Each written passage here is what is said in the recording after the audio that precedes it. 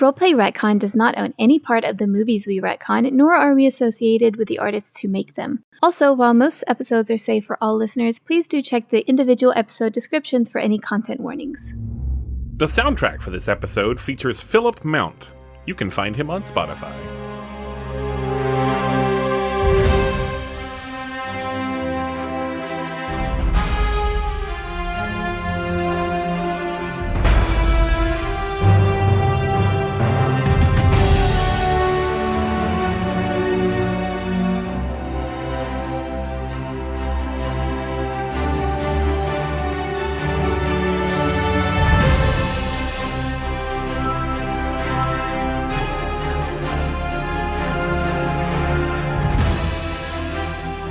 Everyone, hey! Welcome to Roleplay Retcon, the podcast that remakes the movies that let you down. Hi, I'm Jency. And I'm Alex. And I am Benjamin Gray, he, him, you can call me Ben. And our guest for this episode is Jeff Stormer, game designer and the host of Party of One. Hi, Jeff. Hello, Hi, Jeff. everyone. I am so excited to be here. I am excited to salvage a movie that has broken my heart every time I've thought about it. Really my entire life, because I think it's technically older than I am. Jeff, I think there's never been any guest that has had more enthusiasm for being on this show than you. I am so excited.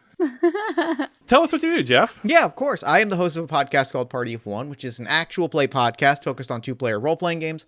Every week, I sit down with a guest one-on-one. We play a self-contained role-playing game. We have a great conversation. We share some laughs, maybe a few tears. We have a really good time. I also host some other podcasts. I design some games. Slapdash designed the game that we're going to be playing today. I love Party of One. We've had a lot of crossover there. I know at least Kendrick Smith has been on the show. James D'Amato had to have been at some point, right? A couple times. Nice. Well, we're so excited to have you. We are remaking Superman 4, The Quest for Peace. You don't have to watch that movie to enjoy this episode, but we have been told it can enhance the Roleplay Retcon experience if you watch it before or after consuming this episode. Don't watch I don't know. I think it can enrich you. Like in kind of Don't do it. the same way running through an obstacle course can enrich you. But It's an arduous task, not unlike ridding the world of all of its nuclear weapons and then also being stabbed with nuclear fingernails. Ugh, the fingernails were challenging. The movie actually had a lot of problems. 10% on Rotten Tomatoes.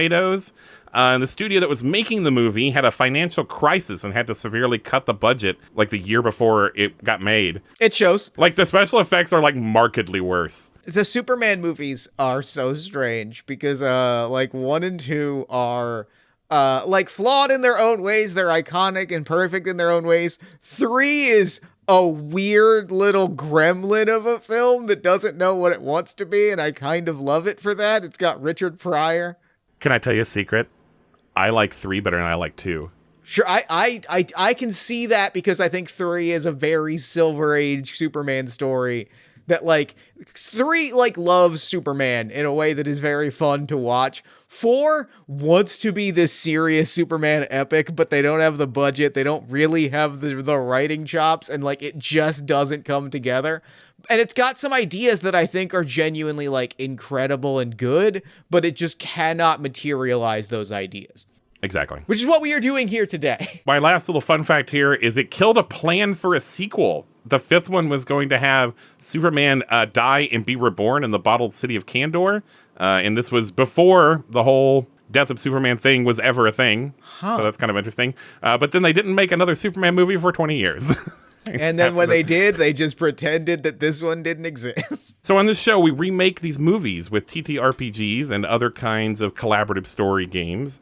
And Jeff Stormer, famous game designer Jeff Stormer, made a bespoke game for us. So yes, today we are playing Superman 4, The Quest for Peace, the unofficial TTRPG adaptation of the 1987 cinema classic. That is the full title of the game. Title.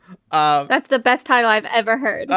This is a loaded by a goblin game, which is using the Goblin Pulls Out mechanics by Viditya Voleti, my dear, dear friend and most hated nemesis.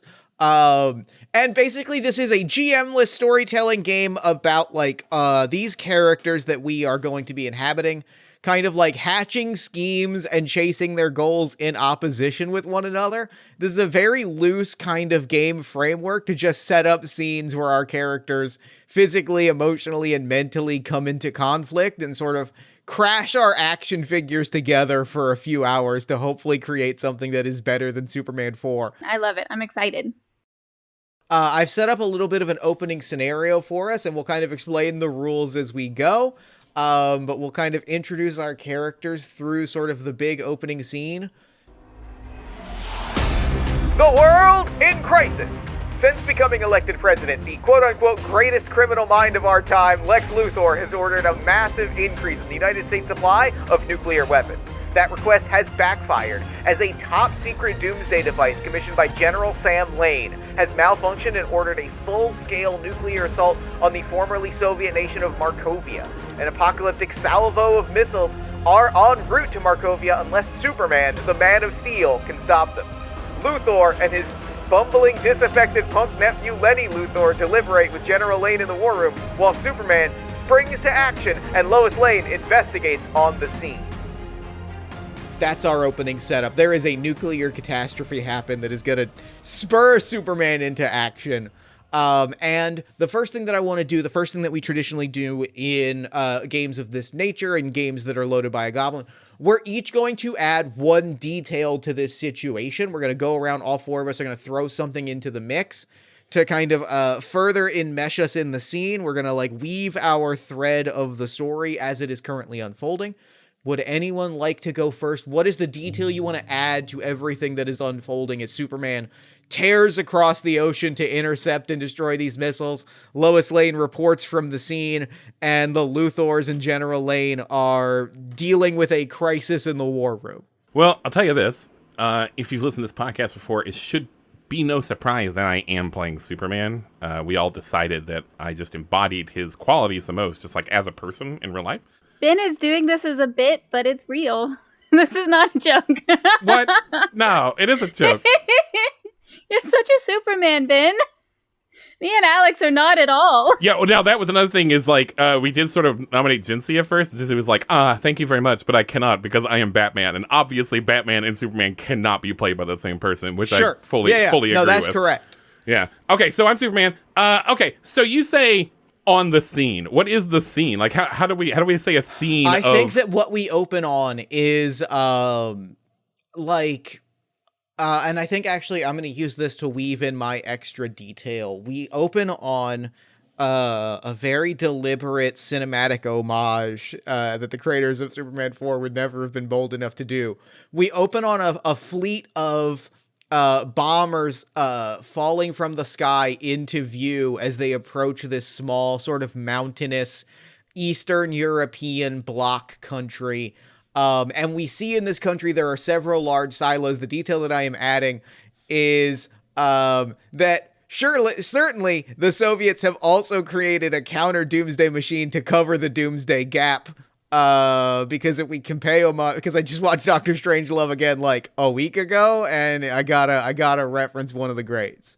So there are bombers overhead with bombs that have been triggered by like a computer malfunction. They are swooping into Markovian airspace, and if those bombs drop, these automated silos will launch counter missiles, and all hell will break loose. Markovia will be wiped off of the planet, and there will be a catastrophe. Okay. I think these bombers are like over whatever the capital of Markovia is. I could check a wiki real quick. Let's see. Oh, it's where Terra is from. I didn't know that. Look, if I can sneak in a silly little lore reference, I'm gonna do it. Sure, obviously. There's a castle, Castle Markov. I don't know. Let's see. That's it. That's the one. That's the detail. Yeah, we'll say Castle Markov is sort of surrounded, much like the Transylvanian castle of House Dracula.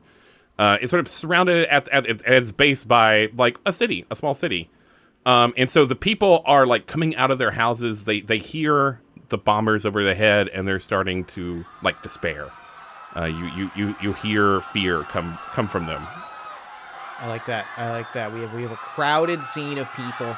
We probably get like in I think even untranslated Eastern European language, we get somebody point into the sky and like, we, the audience, do not need it translated because they've clearly pointed into the sky and said, look, in the sky, it's a bird, it's a plane. Godzilla. That's correct. Godzilla is the Markovian word for Godzilla is here. bombs. Godzilla is here to dunk on these nuclear bombers. All right. That's my detail. I think my detail as Lois Lane is that Lois Lane is down on the ground in Markovia with the people live translating what they're saying. And they're saying, oh, look, up in the sky. A bird. It's a plane. Wow. It's a bunch of planes falling that will kill I us. love that you've given like Lois Lane like a preternatural power of like yeah, of course Lois Lane learned the Markovian language. Yeah. Obviously. She's that much of a pro. She has like journalism powers. I love that. That's phenomenal. She's a journalist. Now, can we hear your completely non-problematic woman voice, Alex? It's me, Lois Lane. I'm here and I'm in danger once again. Superman, save me. I'm so excited that we got Audrey Hepburn to come out of retirement to play Lois Lane. That was a big get, and I'm really excited about it. They gave that other poor woman a break, whose name I suddenly can't remember. Margot Kidder? Thank you. All right. So in the war room, so it's Lex Luthor and Lenny Luthor and General Lane, Yes. right? In the Capitol war room. Yeah. Also, with the president. Lex Luthor is the president, which I think, I just think it's a great comic storyline and also very funny specifically to put Gene Hackman's Lex Luthor as a guy that's just like, I love crime. Yeah. He does love crime. Who's the vice president then? Vice President Needless cameo is Oswald Cobblepot, but very specifically Burgess Meredith from Batman 66. Not a speaking role, just clearly the Penguin is in the background of every shot, puffing his little cigarette holder. Yeah, you have to be like a nerd has to tell you that that's what's going on there. The movie does not. Yeah, you just watch the movie and go, is that the Penguin? Hey. That's that. the Penguin. Why Says is the the guy Penguin? next to you. I love that. It's just That's like the what they did best. with Harvey Dent in the first Batman movie. Yes.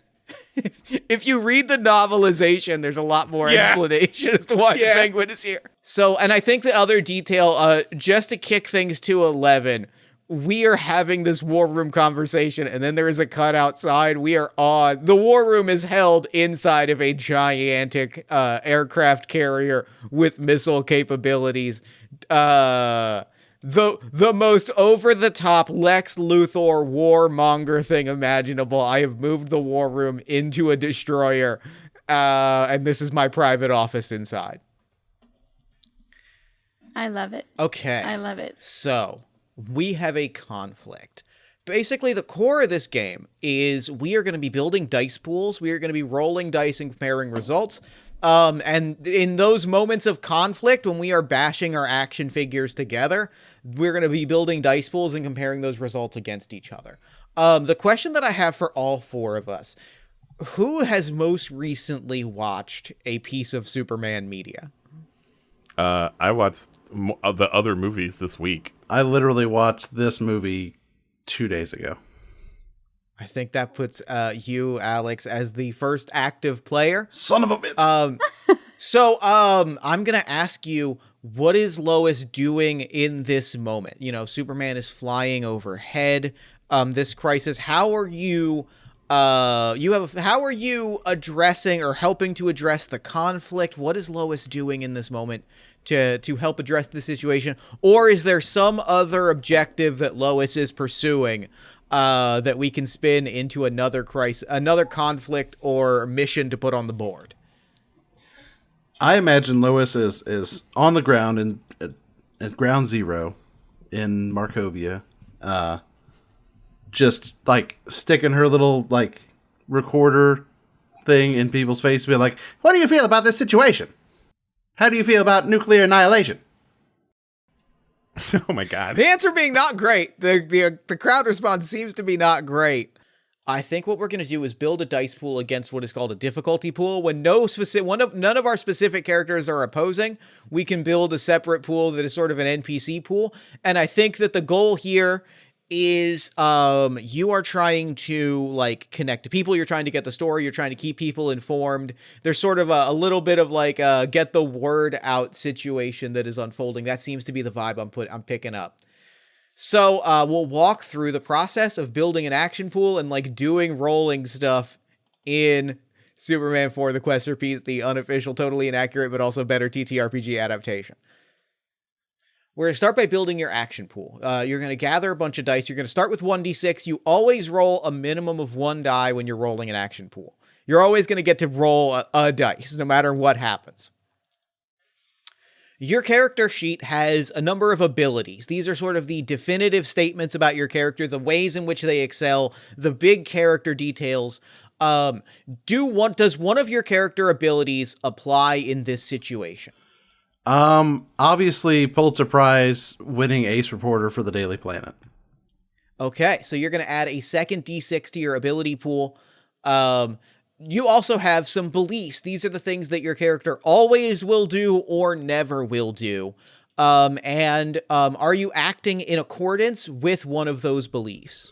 I will always chase the story to the ends of the earth. I think that one fits pretty well. All right, add a third d6 to your pool. You also have some resources.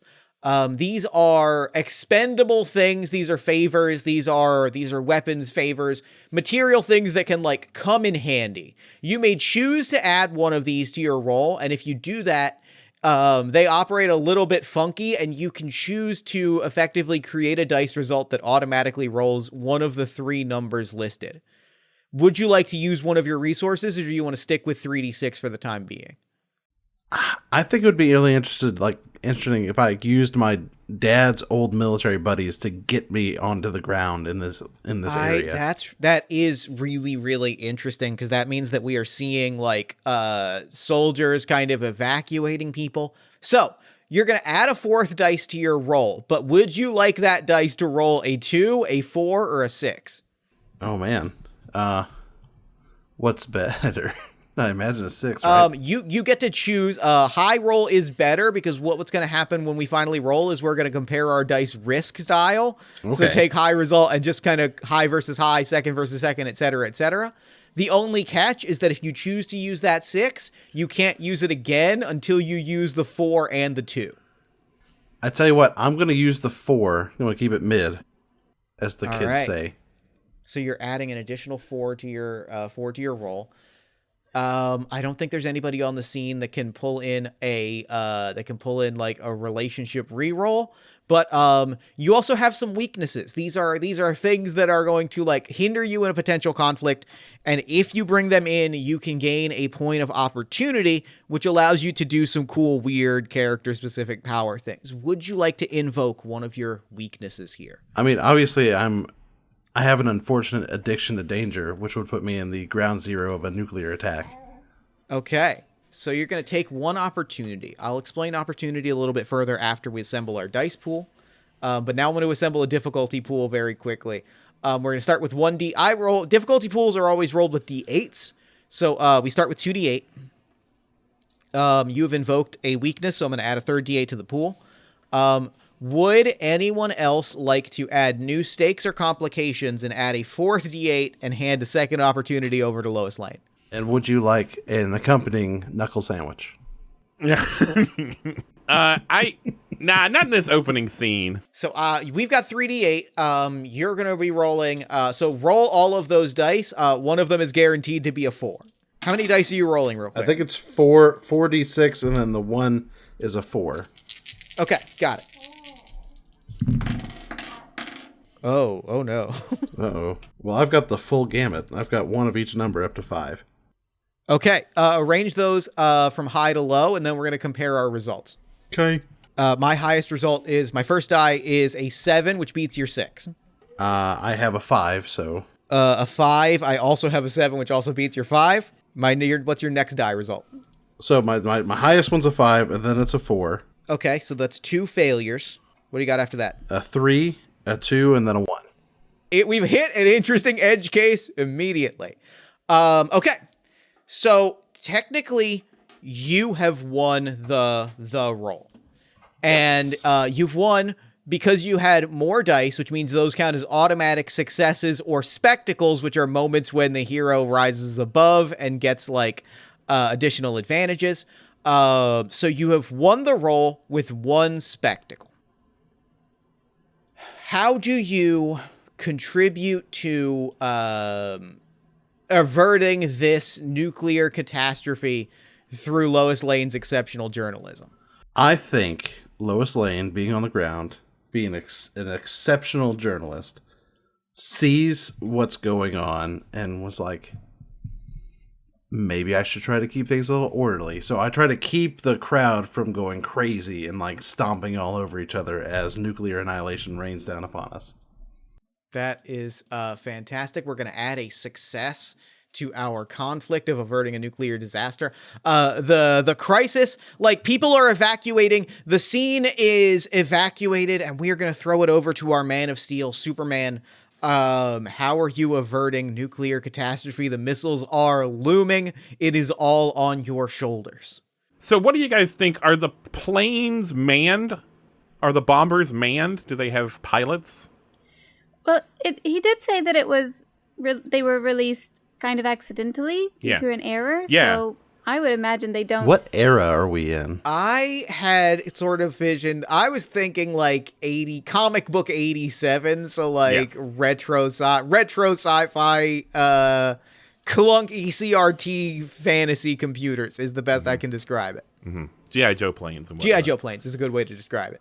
They were nuts for electronics in the 80s. It makes sense. They were big on robots. Rocky had a robot. Everybody had a robot. I think, like, I want to try to, like, I don't mind just destroying the planes. Yeah. Like, or I guess I can't make them just, like, explode over this castle town, because that's not going to be, like, a lot of, like, debris. But I'll like, basically, like, grab them and drag them along with me. Like, how many planes are there? There's probably 3. Huh? Three feels good. Yeah, it's got to be 3. I'm gonna say, like, there's like a lake, like a lake near this this castle, and I want to, like, take each of the bombers and, like, throw them into this lake. But I'm gonna, like, detach their, like, nuclear payloads from them as I do it, and I want to, like, so what am I supposed to be invoking on my character sheet? We're going to build pools against each other, because I think that specifically as this is happening, we cut back to the war room and Sam Lane is mid-explanation. Mr. President, if I may be so respectful, obviously it was a mistake that the machines went off, but now that they're in play, we may as well bring hell down on these Ruskies. We may as well. I mean, they've got a doomsday device. If we don't strike, they're going to blow us all to hell. So it's either they die or we all die. And I think, like, Luthor being Luthor is like, well, I mean, you know, I intend to live for 1,000 years. I certainly have no intention of dying now. Do what you must, General. And so I'm going to oppose you directly as General Sam Lane. Okay. Is there an ability you are invoking on your list of abilities?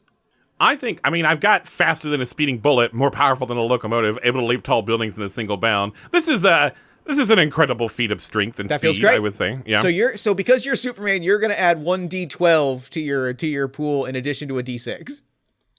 Superman just gets to roll larger dice because you're Superman. That's my kind of game. Fancy. Meanwhile, General Lane is a decorated 5-star general with nuclear clearance, and I am taking a D6 for sure. We're riding this out. We are going nuclear here, and I am pushing my finger to the button. Do you want to invoke one of your resources? I don't think I really can. Okay. Like, my resources are if they feel very spiritual. Yeah. I have Daily Planet, Fortress of Solitude. Now, Jeff, this does say Ma and Pa Kent. He is dead. Like, can I just is it like my memories? Yeah, the things like my father. It's like your memories. Sorry, Jeff has just live edited it to say R.I.P. next to Pa Kent. But yeah, okay. He had a positive impact on me growing up, obviously. We could get, look, Superman movies love ghost flashbacks so much. Yeah, they love him. They love him. He just has an AI of his mom. Yeah. They love those flashbacks so much. To like, since can we have a flashback where like my dad teaching me that like violence isn't the answer. Like maybe Pa Kent was like, he wasn't toxically masculine. He was like very like, hey, you know, like war doesn't make people great. War doesn't make people heroes. I love that. I really love that. Yeah, we get this great flashback. Yeah. He does the right thing because of his dad. That's really fantastic. I adore that. I'm beaming right now. So do you want to roll a 2, a 4, or a 6? I'll just do 2. Okay. I feel like that's not that hard of like yeah, of course my dad's gonna be like, nukes aren't great. I am also invoking one of my resources, which are the parts of the military that we don't talk about. And I am making myself roll a 6. Are you acting in accordance with one of your beliefs? This is, I will always protect those who cannot protect themselves.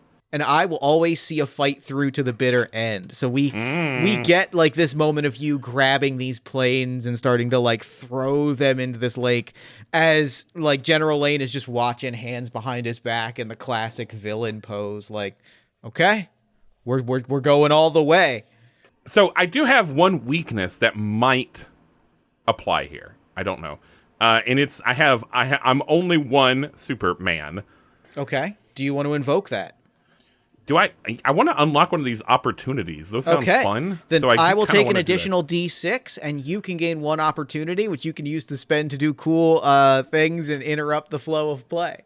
I think this would be a good time to like, yeah, this is a way for me to like, this is when I decide, wow, nuclear stuff is not great. I can't take care of all this stuff at the same time. I barely got this done, assuming, you know, we all survived the opening scene here. Okay, so what do I roll? I believe you're going to roll 4d6. One of them is guaranteed to be a 2. So just choose one and flip it to be a 2. And I got a d12 for using, one of my abilities. Okay. 46 and a d12. One of those d6s is a 2. And I am rolling 5d6. One of those is going to be a 6. Oh, no. I rolled excellently. All of my d6s are above 2, so that one didn't even matter. Well, and also, I did roll a 1, and anytime your opponent in a roll rolls a 1, you can take an opportunity. So gain an additional opportunity for that. I have arranged my dice, and we'll just go top from bottom. What was your highest dice result? So my d12 was an 11. Okay, that beats my 6 for one success. What was your next highest? 6. Beats my 4. What was your next highest? 5. Beats my 2. Next up? 5. Beats my other 2. And what about next one? 3. That's a clean sweep is what that is. Take that, Dad. I'm playing this game right.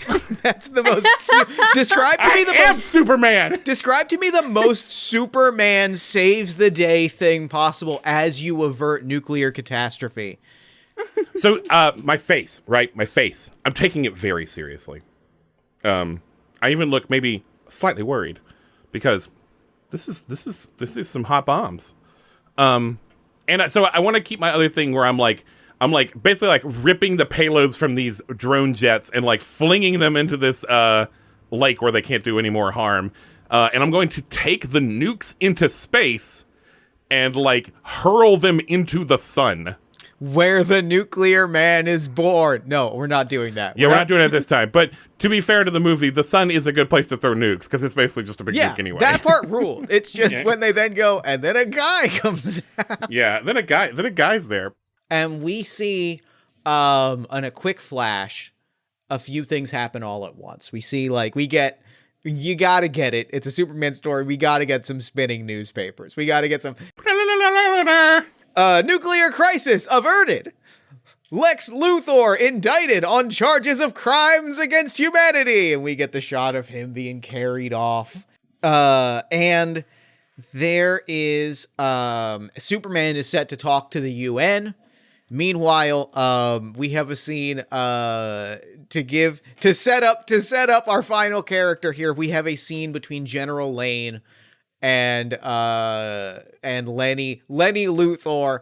Talk to me about like what you want Lenny Luthor to be, Jency. Like, what's your vibe on Lex Luthor's nephew? Do you want to lean more sort of 80s disaffected punk? Do you want to lean more sort of bumbling, trying his best dope? Like, what's your vibe? This is sort of the character with the most sort of like white space. So like, what do you want this character to be? I honestly, I love the bumbling, like, goofball character, but I think I'm going to go more disaffected punk. Okay, great. Like, man, we tried so hard and everything sucks. You are approached in secret by General Lane. Luthor, your uncle has been arrested and is being tried for almost causing the apocalypse. And General Lane, son, how exactly do you feel about what occurred there over in Markovia?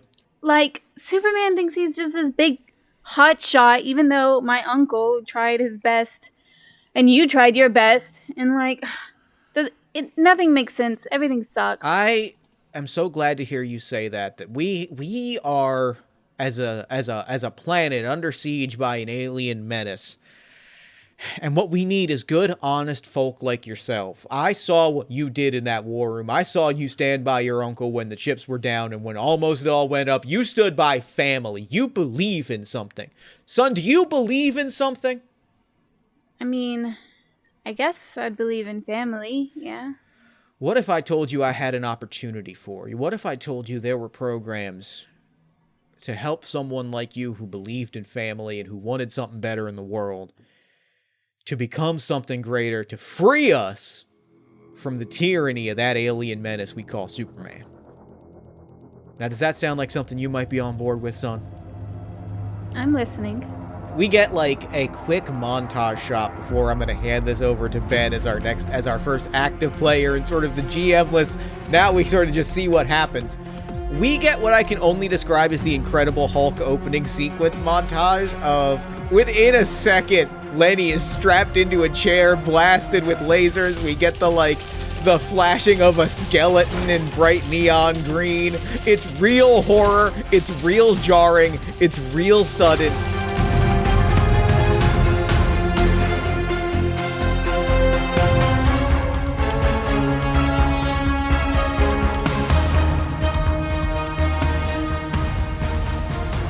Hey, welcome to The Break. It's Ben.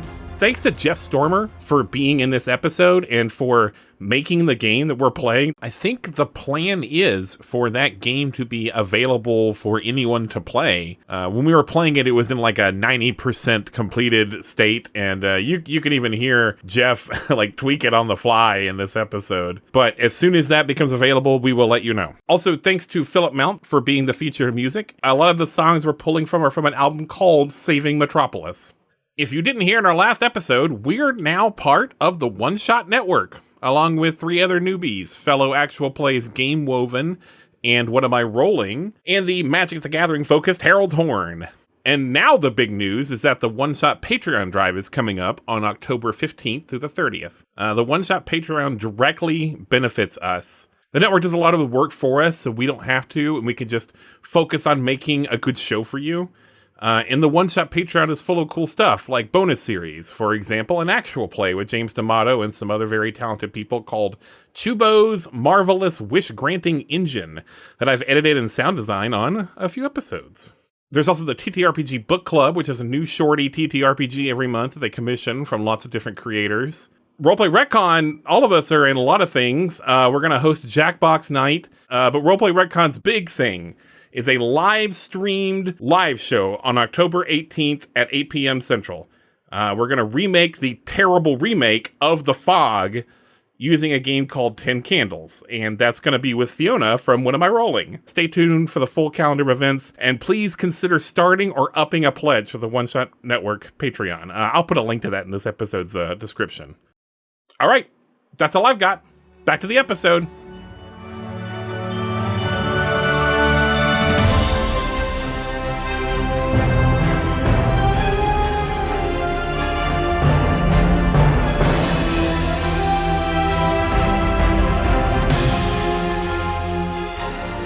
What is Superman up to? I like this idea of me addressing the world. And yeah, the UN's probably a good place to do it. I think like Lois also has to be there, I'm sure. I think General Lane is also here as a representative of the US military, like addressing what has occurred. I wonder what our relationship is. Do I know you? I mean, I must have met you like as Clark at some point, probably. I don't know. Maybe not as Clark, but I mean, I have left it blank, but I'm happy to fill something in right now. What do you think your relationship is to Lois's father, Sam Lane, 5-star general and like head of the US military? Man, are we going to finally get these kids together in Superman 4? Is it going to finally frickin' happen? I think it might. But so, I don't know if I have actually... I don't know. If you're saying he is the top military brass aside from the President of the United States, second only to the Commander-in-Chief, then, like, I think I know who he is. I think he's probably been interviewed by the Daily Planet, not by me, because Clark Kent is not the reporter they would send to do that, because he's very bad at his job, just barely not getting fired. He's pretty good at the puff pieces. He's a good writer, I think. He's just not a very good... Well, he could be a good reporter. He's just not on purpose.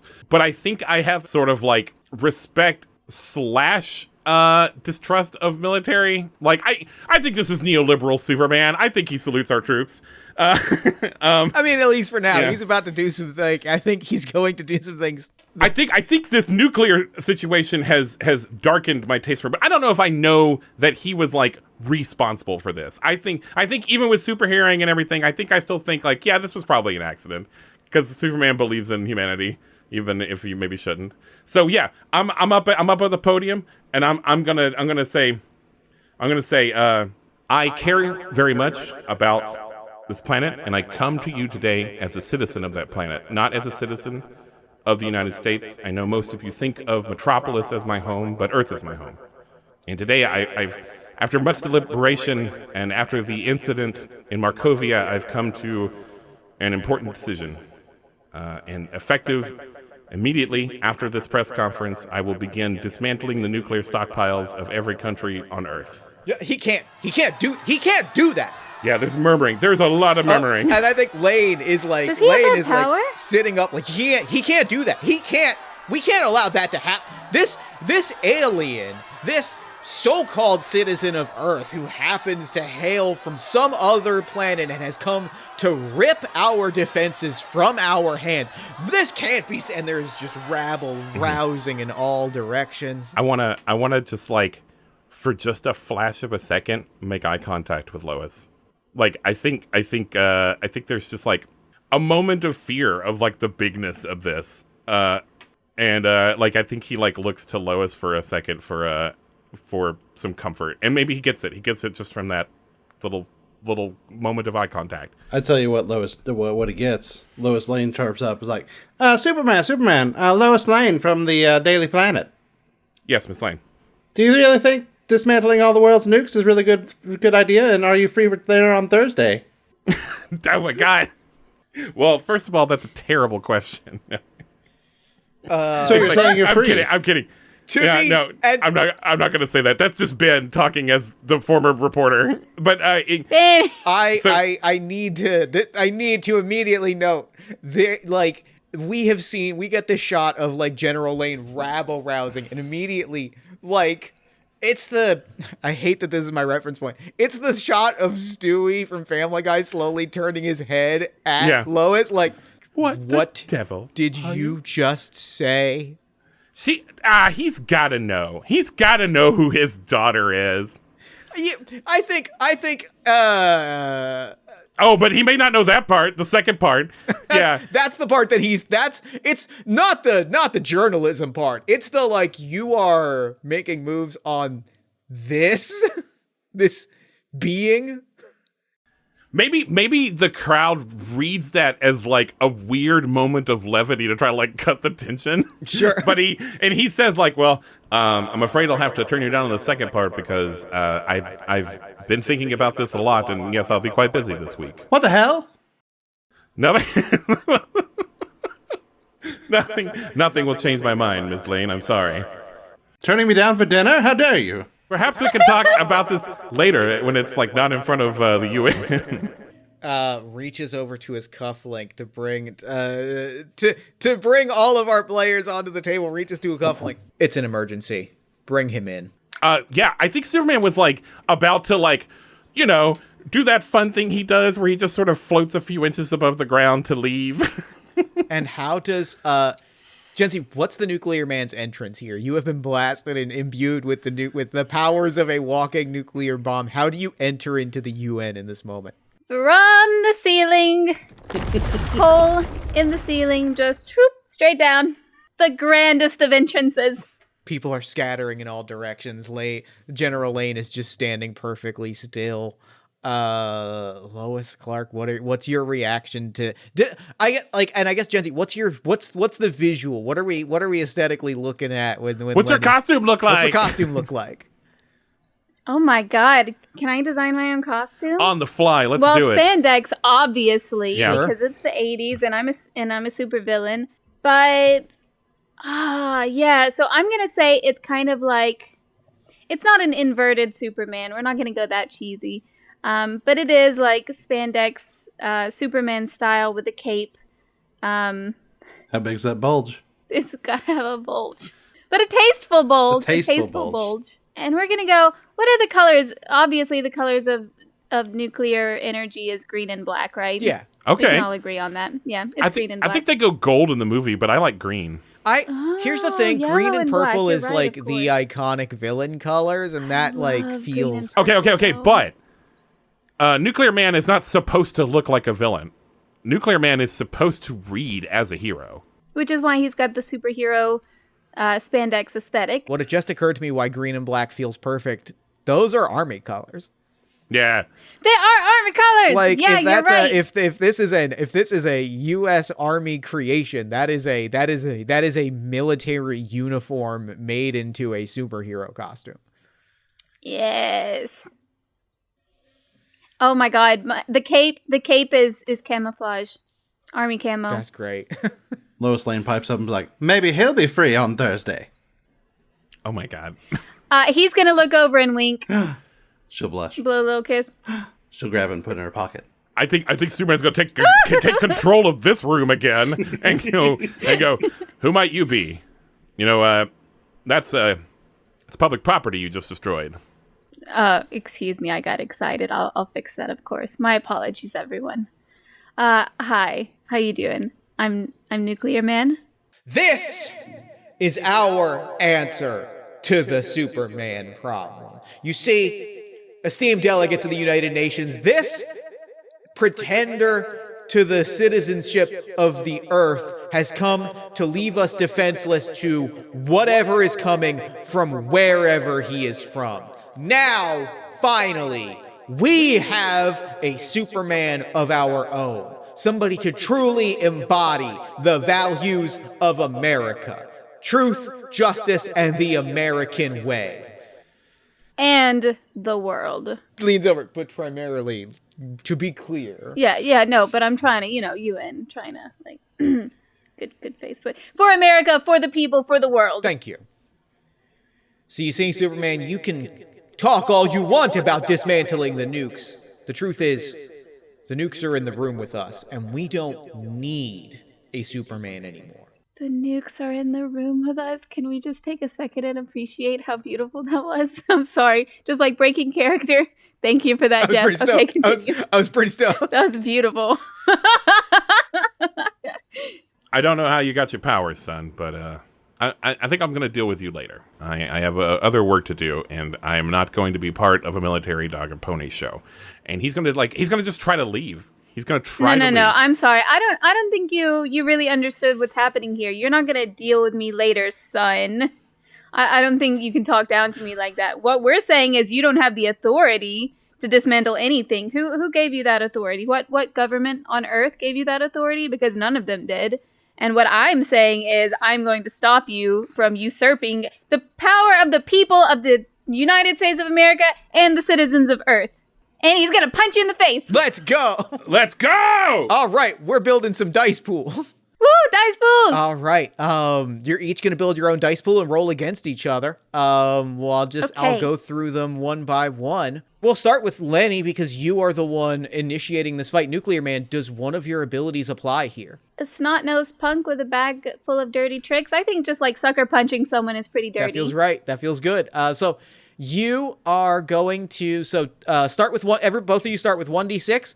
Okay. Nuclear Man, add a second d6 to your pool. Okay. Superman, which of your abilities is applying here? So another one I have is Strange Visitor from Another Planet, which I think is going to be maybe how I manifest my like weirder powers. Yeah, that was kind of the vibe. Yeah, I'm going to use that one. Strange Visitor from Another Planet. How does that manifest? Take a d12. For my Superman doesn't love to fight. So even though I got punched in the face, I don't think I'm going to punch. Like, Jinsey, how old are you?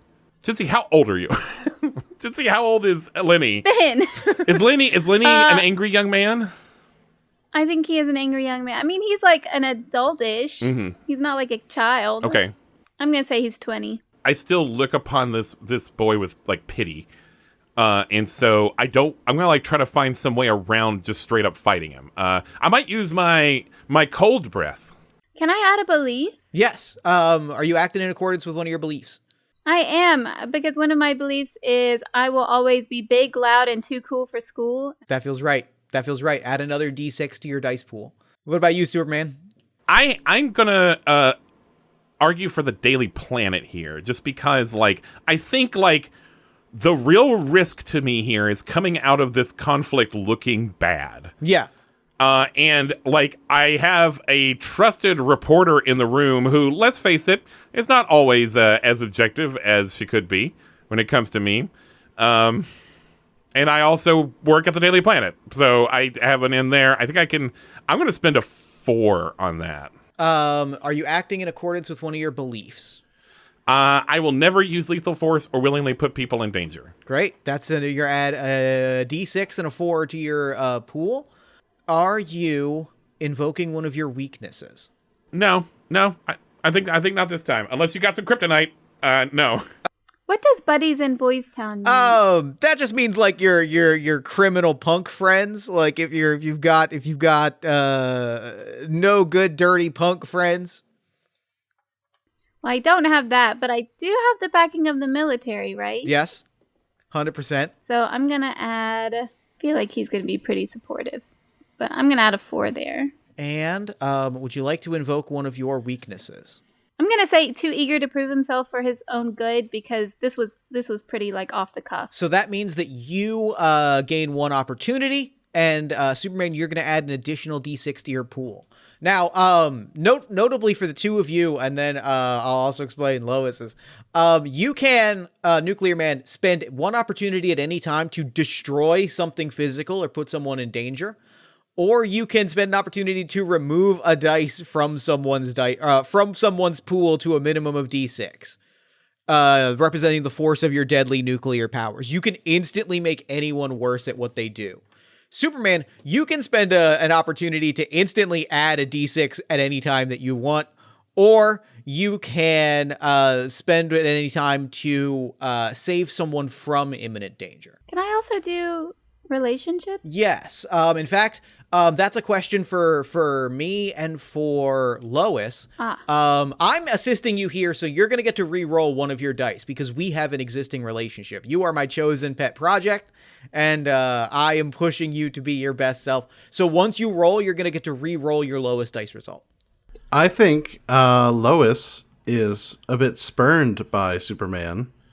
So Lois is going to sit on the sidelines and see which one comes out on top. We are going to roll some dice. How many dice are each of you rolling?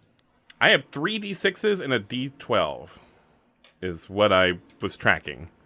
I think I have 4 d6s and a d4, but just a second, because I get a d4 automatically. Oh yeah, to represent the unhinged chaos of your nuclear powers. Thank you for remembering to call that out.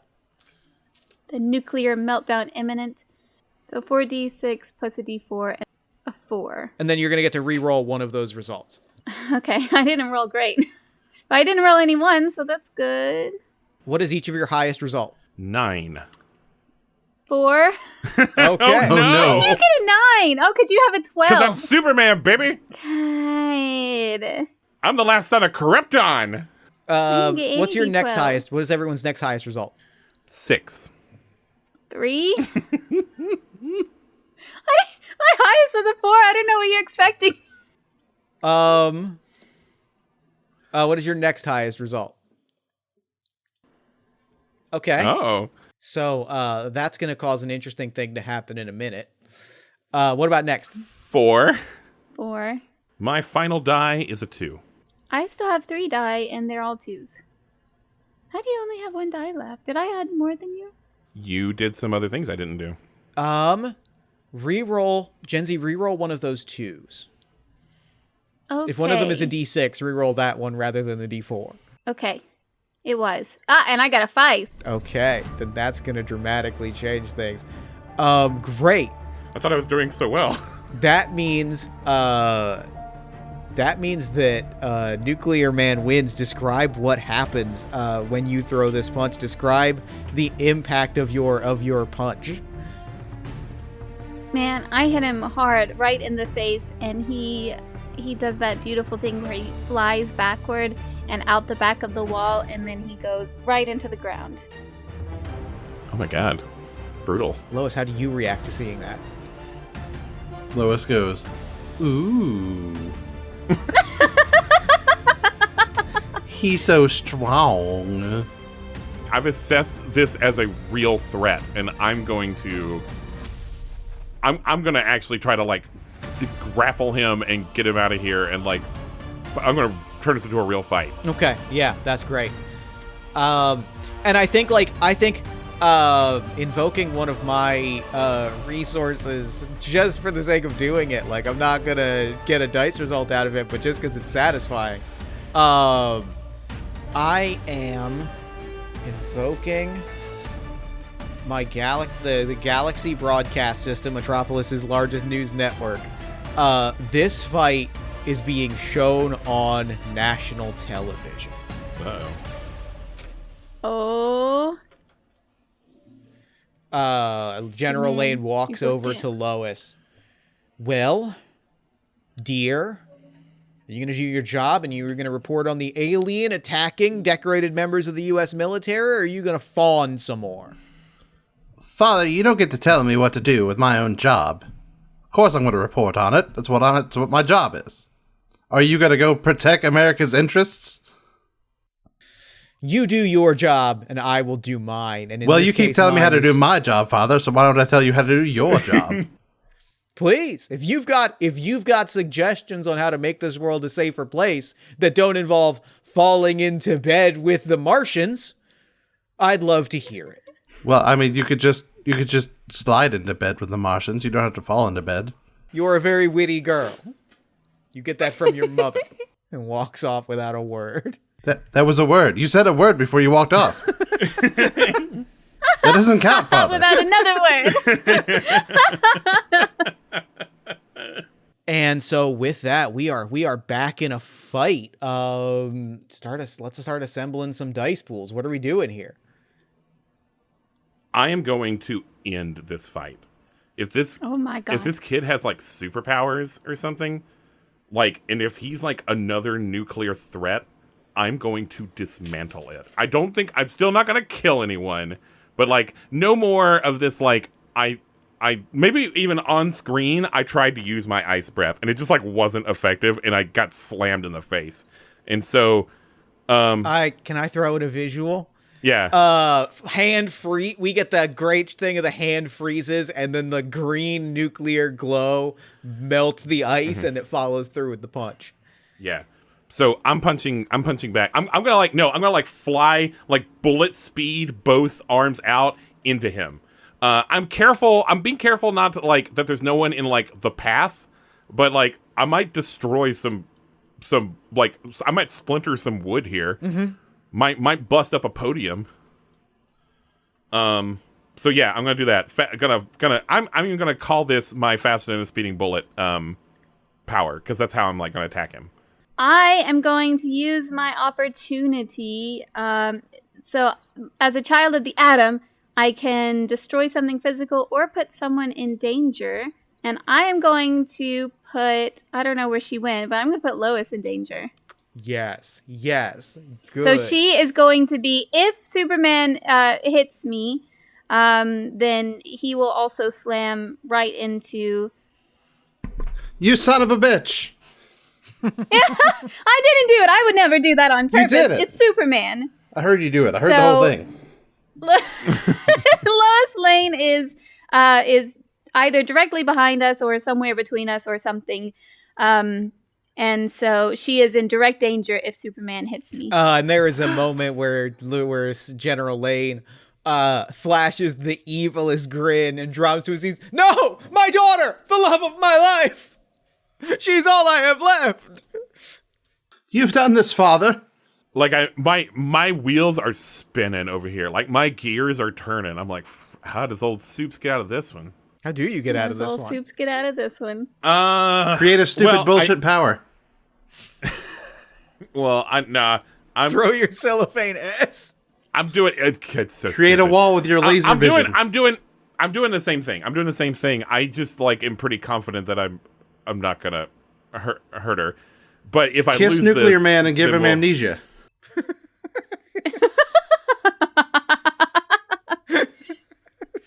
I think I'm still doing it. It's just that like I'll have to like lose the game of chicken if I like lose this like dice thing, and I'll like go sprawling. Yeah. Or something even worse will happen. Like I won't.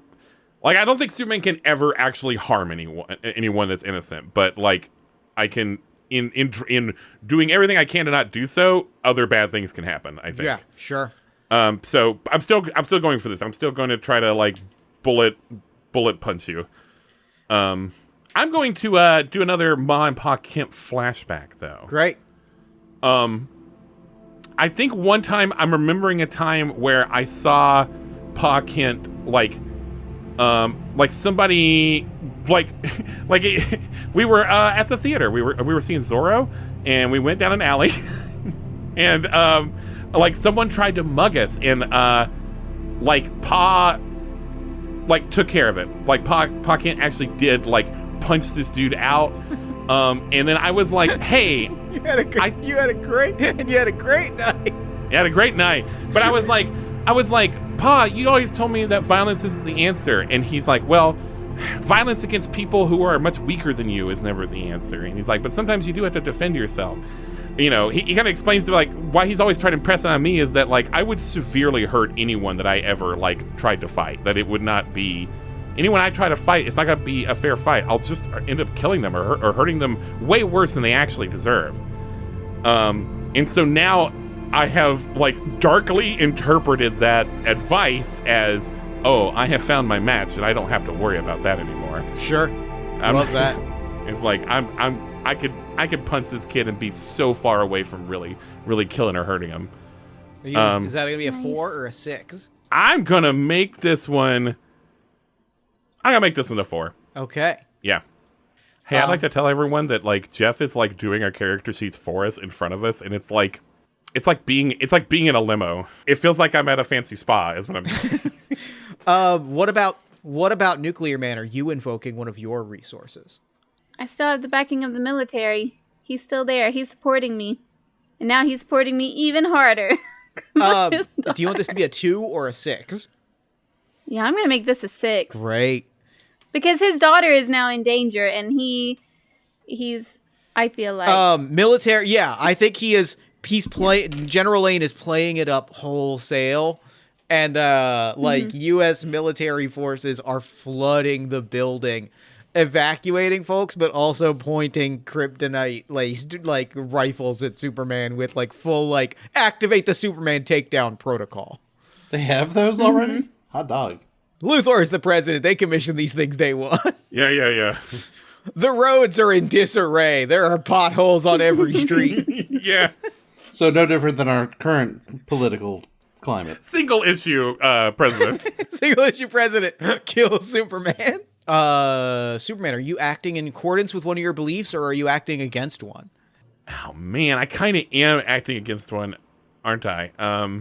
I think I'm willingly putting people in danger, even though like I think I'm kind of like justifying it to myself, but like I'm really not. I'm being uncareful for like the first time ever. All right, take one opportunity, and that you cannot use that one again until you offer an opponent 1d6 for one of your weaknesses in a conflict.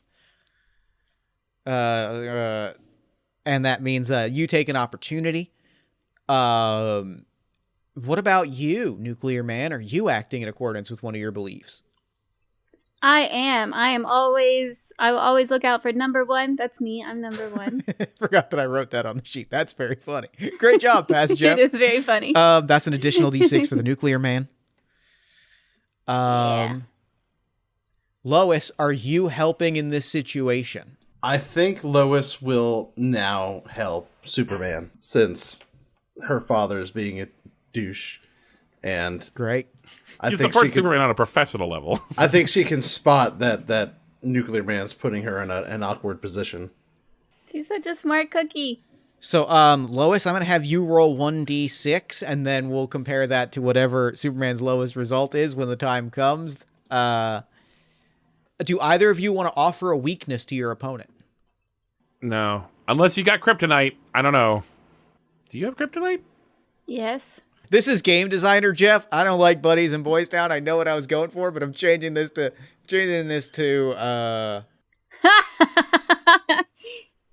It says, yes, I do have kryptonite. Okay, yeah. But I've already used one of my resources, so can I use 2 resources? You cannot. You can only use 1 resource in a roll. But I'm offering you my weakness. I'm offering you kryptonite, the deadly crystal. Would you like to gain an opportunity or unlock that belief for future rolls? I'm gonna gain an opportunity. I like all these opportunities. The opportunities are fun. They're little character power things. It's a little bit of belonging outside belonging, token stuff, and that's always fun. Superman, what was your lowest result? 4. 4? Lois, what did you roll? A 2. All right. Okay, so arrange your results from high to low. A 6, My highest result is a 9. Okay. 4. 5, Oh my god. Oh my god. It's not going well for old Supes. 4. 4. Okay, and then 2 additional results for the Nuclear Man. That is another smashing success for the Nuclear Man. The detail that I want to add from General Lane is like, the world watches you lose this. Uh-huh. To the 2 of you, what does that loss look like? How do you reveal the kryptonite, Cincy? So Superman is like flying at Nuclear Man with his 2 arms outstretched to like two hand punch me or whatever it is that he's doing. And as he's doing that, Nuclear Man, I don't have pockets. Where does the kryptonite come from? It comes from your butt. It comes from my fists. He was already in my fist. Sure. I was just clenching it. That's great. And I'm going It's to... on your grill. You ain't like on your teeth. Oh my god. That's so funny. I'm going to open my hand and there it is. And then I'm going to grab Superman as he's like flying at me. I'm going to grab him and use his momentum to just smash him right into the ground. Right in front of me. Yeah. I think part of that also is I see that I have like the kryptonite makes me like lose some control, and I see that like I had lost control, and if you had not done that, I would have harmed Lois. Like you just saved Lois Lane. I did just save Lois Lane. My hero. No. Y'all decide which one that I'm talking to. I think the world has decided. I think, yeah, and I think like if I can throw in the detail of like I think that we see Superman just like sprawled out, beaten down, a real moment of classic the most villain shit in the world, the foot on the chest. Foot on the chest, and then Nuclear Man is going to say, "See, this is what you get when you try to take power away from the citizens of Earth." Can we say that like, yeah, you let me up? Like everyone's like murmuring, right? Everyone's like, oh my god, I don't know. And I just like I look like almost feeble, like horrified.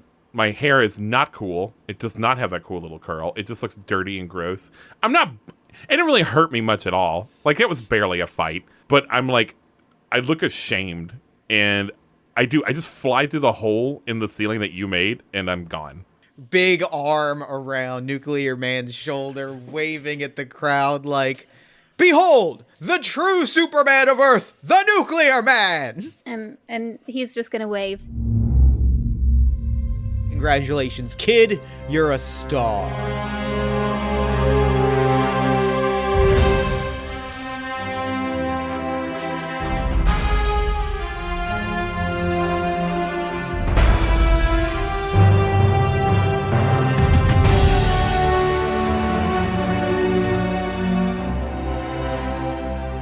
Roleplay Retcon's remake of Superman 4, The Quest for Peace, is Jeff Stormer as Sam Lane, Alex as Lois Lane, Benjamin Gray as Superman, and Jency as Lenny Luthor, aka Nuclear Man. This episode features music by Phillip Mount. Our logo is by Jeanette Blasius. Roleplay Retcon is produced by Two Fish in a Jug and is part of the One Shot Network. Bye, kisses.